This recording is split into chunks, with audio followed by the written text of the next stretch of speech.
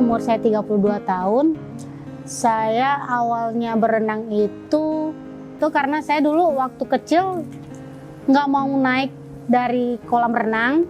Dan waktu TK ada kayak field trip gitu, dibawa ke pantai, terus saya ngelempar tas saya, ngelempar sepatu saya, ngelempar baju saya, terus saya nyebur ke pantai. Terus setelah nyebur ke pantai, barang-barang saya hilang, nggak tahu kemana.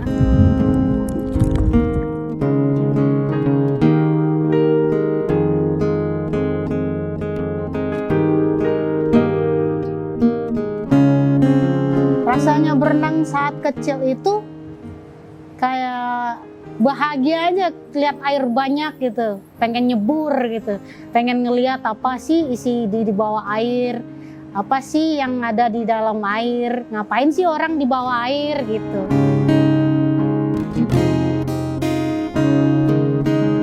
Tiba-tiba suka berenang itu karena dulu waktu kelas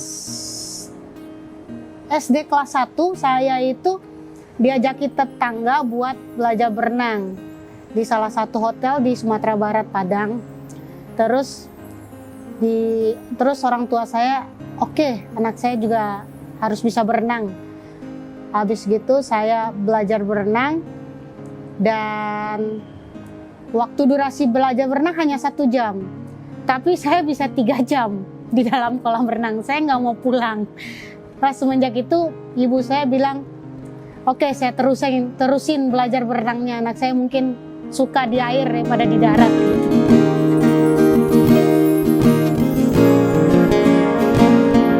Lomba pertama yang saya ikutin itu sejenis fun swimming aja antar hotel. Tapi saya di sana tidak memenangkan lomba tersebut. Sehingga orang tua saya ngomel sama saya. Saya diomongin sama orang tua saya seperti mentimun bungkuk. Mentimun bungkuk itu seperti ikut lomba tapi nggak dihitung, dimasukin ke karung mentimunnya tapi nggak dihitung. Itu saya dulu nggak pernah menang. Beberapa kali lomba nggak pernah menang. Saya selalu menangis setelah lomba karena saya nggak pernah mendapatkan piala atau apapun. Pulang-pulang saya diomelin. Itu menjadi motivasi saya untuk memenangkan lomba berenang.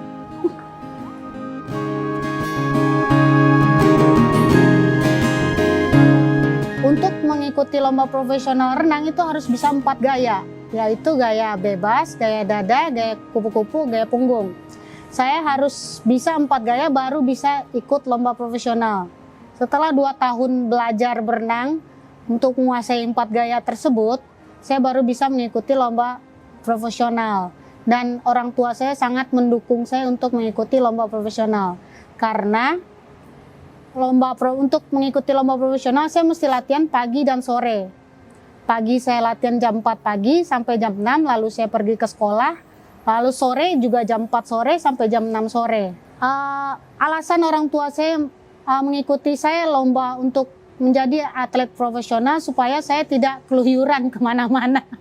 Jadi saya kalau diajak teman, yuk nongkrong, nggak bisa nih, saya ada latihan, begitu.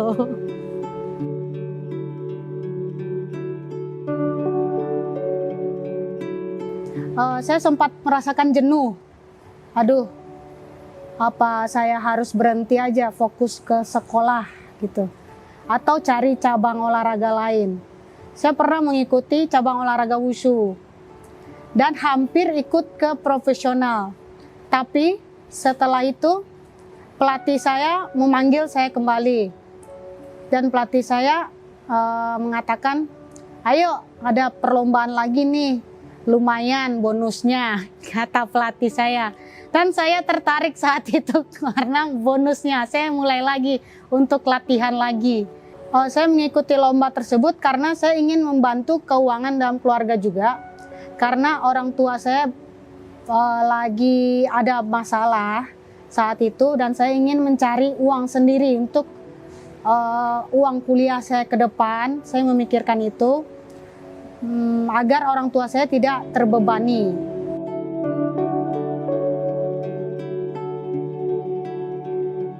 Waktu saya jadi atlet, papa saya awalnya menentang karena dia nggak mau saya kecapean, kayak pagi latihan, siang les, sore latihan lagi.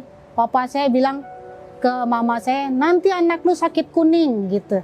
Habis gitu mama saya bilang, kan dikasih vitamin, dikasih makan yang sehat, nggak bakal sakit kuning karena istirahatnya juga cukup.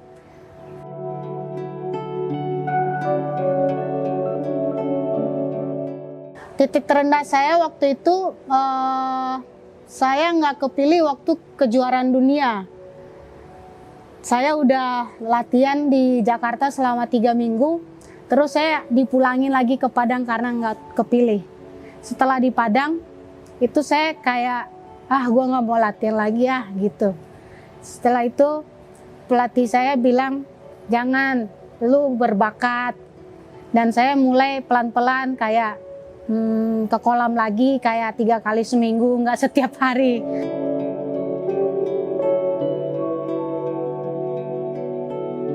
Pelatihan terberat saya waktu itu yang pelatihan buat persiapan SEA Games. Karena waktu itu kita ikut bergabung latihan dengan para Kopassus. Waktu itu kita mesti bangun jam 5 pagi dan kita harus melakukan mandi dalam 15 menit, terus upacara. Terus setelah upacara kita harus lari kayak jalan begitu. Terus pergi makan nggak boleh ngambil roti lebih dari 1. Telur 1 harus 1, makanan nggak boleh berlebihan. Setelah makan kita harus berlari lagi. Setelah berlari kita nggak ada istirahat, cuman siangnya kita upacara lagi, dan begitu seterus sampai malam. Dan di situ saya rasa anak-anak sekarang harus cobain seperti itu. Karena pagi jam 5 bangunnya pakai bom kita. Itu bikin kayak jantung bung gitu. Karena itu saya ingin menerapkan kepada anak-anak yang saya latih supaya mereka lebih disiplin dalam menghargai waktu, disiplin dalam latihan, mental mereka bisa terbangun, nggak lembek gitu, nggak gampang menyerah.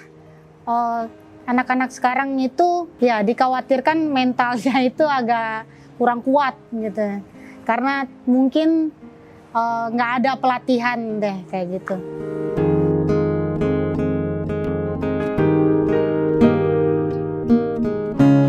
Untuk jadi atlet profesional, saya juga butuh dukungan profesional seperti pelatih, orang tua, suplemen, dan dokter-dokter profesional yang mengatasi kalau misalnya saya cedera, kayak ini cedera otot. Saya pasti konsultasi ke dokter spesialis otot agar bisa memaksimalkan latihan saya, kayak stretching, fisioterapi, dan segala macamnya. Karena treatment untuk menjadi atlet profesional pasti berbeda cederanya, kayak cedera ototnya itu berbeda. Sebagai atlet profesional saya sangat meminimalisir penggunaan obat-obat suplemen, dan saya menggunakan akupuntur yang berfungsi untuk meningkatkan volume paru-paru saya, sehingga nafas saya nggak gampang ngos-ngosan, nggak gampang capek. Itu bisa digunakan untuk orang biasa dan atlet profesional juga. Terapi akupunktur membantu meningkatkan performa olahraga melalui peningkatan kapasitas VO2 max sehingga pengambilan dan juga penggunaan oksigen menjadi lebih optimal. Teknik yang dapat dilakukan pada kasus ini antara lain adalah penusukan secara manual akupunktur maupun menggunakan tanam benang. Keuntungan dari tanam benang sendiri adalah terjadinya perangsangan titik akupunktur yang terus-menerus. Selain itu, sesi pertemuan juga lebih sedikit daripada teknik-teknik lain. Cedera pada perenang biasanya terjadi karena gerakan berulang pada bagian tubuh tertentu, terutama leher, bahu, pinggang, dan lutut. Gerakan berulang tersebut dapat menyebabkan cedera yang disebut dengan wear and tear atau overuse injury. Biasanya hal ini terjadi karena perenang melakukan gerakan yang sangat intens, melebihi kemampuan tubuhnya, dan tidak memberikan tubuhnya waktu yang cukup untuk recovery. Dan ini terjadi bukan pada saat pertandingan, biasanya terjadi paling sering pada saat mereka latihan. Karena umumnya, kayak kamu kan nyemplung dalam air nih, dia anti gravitasi bumi. Jadi kalau anti gravitasi bumi, kormu itu nggak kerja. Jadi kamu harus latihan, makanya dinamain dry land workout.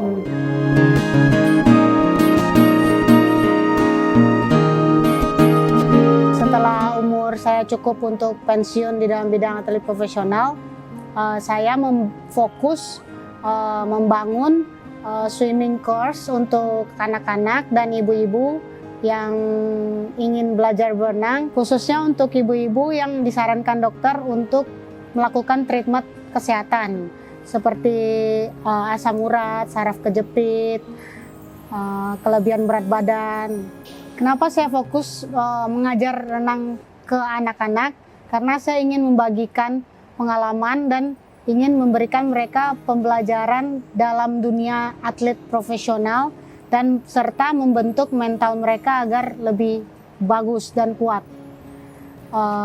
Dan saya mengajarkan mereka semua itu dengan fun, tanpa marah-marah, dengan teknik profesional yang fun, dan yang pasti juga harus disiplin.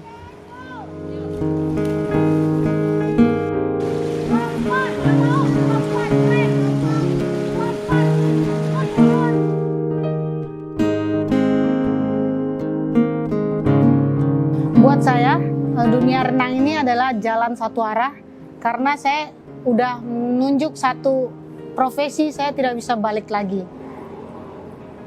Pesan saya untuk anak-anak zaman sekarang, jangan menyerah, pikirkan apa yang kamu mau, jalan terus. Kalau udah pilih satu, tetap satu, pasti berhasil. Jangan menyerah.